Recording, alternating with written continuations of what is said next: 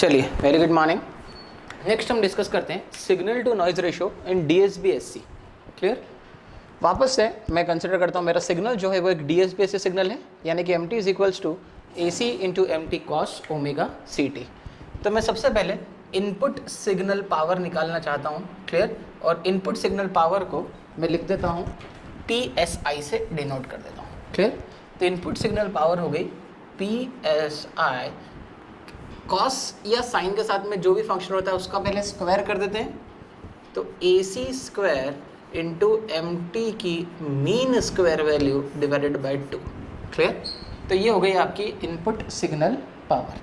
Clear. अब ये signal जो है बैंड पास फिल्टर से पास होगा। इस बार बैंड पास फिल्टर किसके लिए बना हुआ है? इस बार band pass filter DSB-SC signal को रिसीव करने के लिए बना हुआ है। मतलब इसके दो बैंड होंगे, एक एग्जिस्ट करेगा, सेंटर वाला होगा FC, ये पॉइंट होगा FC प्लस FM, और ये वाला पॉइंट होगा FC माइनस FM। इसका दूसरा पॉइंट होगा माइनस FC पे। क्लियर। और ये फिल्टर कुछ इस तरीके से होगा, ये पॉइंट हो जाएगा minus of FC plus FM। Clear.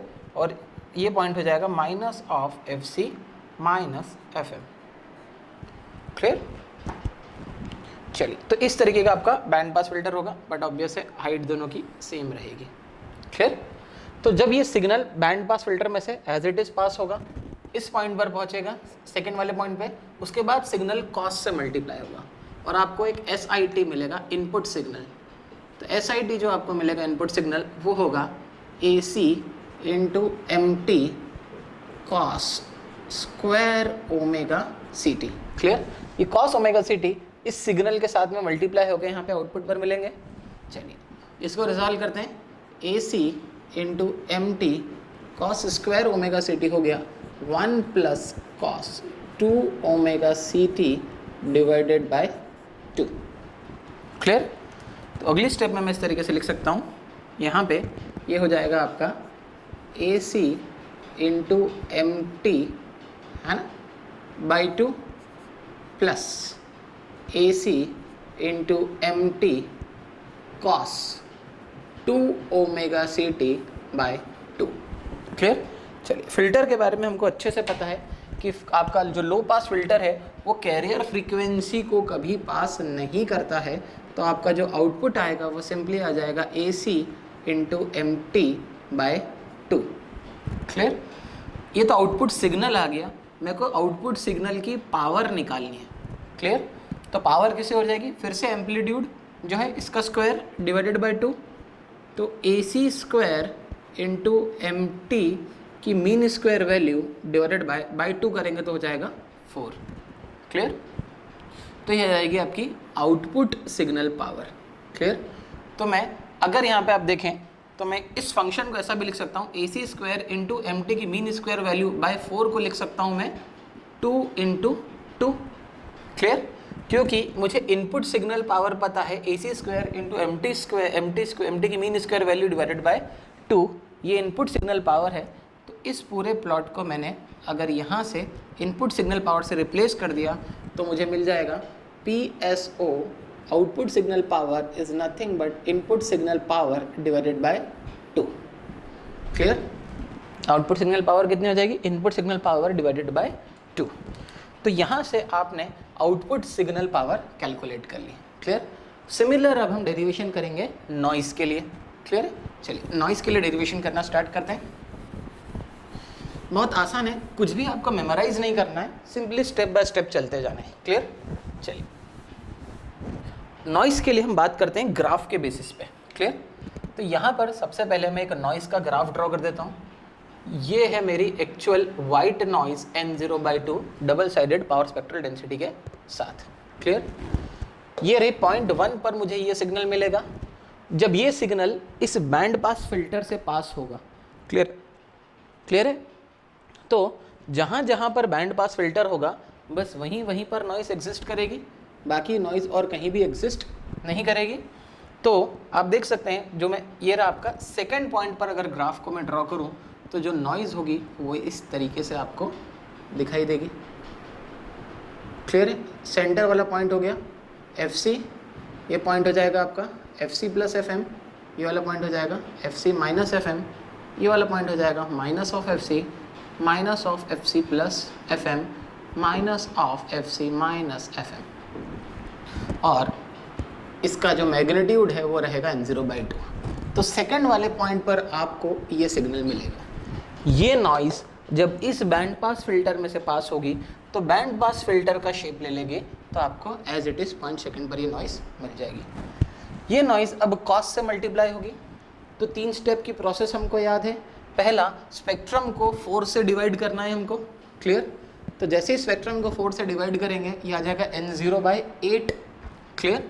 और n0/8 आने के बाद एक बार ये स्पेक्ट्रम पूरा का पूरा प्लस FC पर शिफ्ट होगा, क्लियर। चलिए इसको प्लस FC पर शिफ्ट कर दें। रेड पेन से मैं प्लस FC पर शिफ्ट कर रहा हूँ।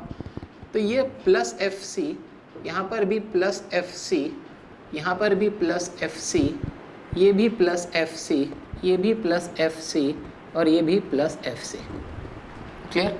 तो FC प्लस FC ये चले जाएगा 2FC पे सिग्नल, क्लियर। ये चला जाएगा 2FC पे, है ना। और यहाँ पर ये वाला पॉइंट हो जाएगा 2FC प्लस FM, जो कि ड्रॉ करने की ज़रूरत नहीं है, मैं भी उसको ड्रॉ नहीं करना चाह रहा हूँ, क्योंकि 2FC पर चला गया तो वैसे भी लो पास फिल्टर से पास नहीं हो पाएगा। अगर मैं इस पॉइंट को देखूँ तो minus FC plus FC 0, clear. तो ये वाला जो पॉइंट है सेंटर वाला, ये 0 पर जाएगा।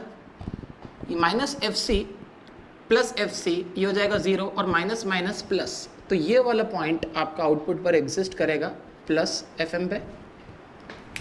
नेक्स्ट पॉइंट अगर मैं बात करूँ तो हो जाएगा माइनस FC माइनस FM, तो ये पॉइंट एग्जिस्ट करेगा आपका माइनस ऑफ FM पे।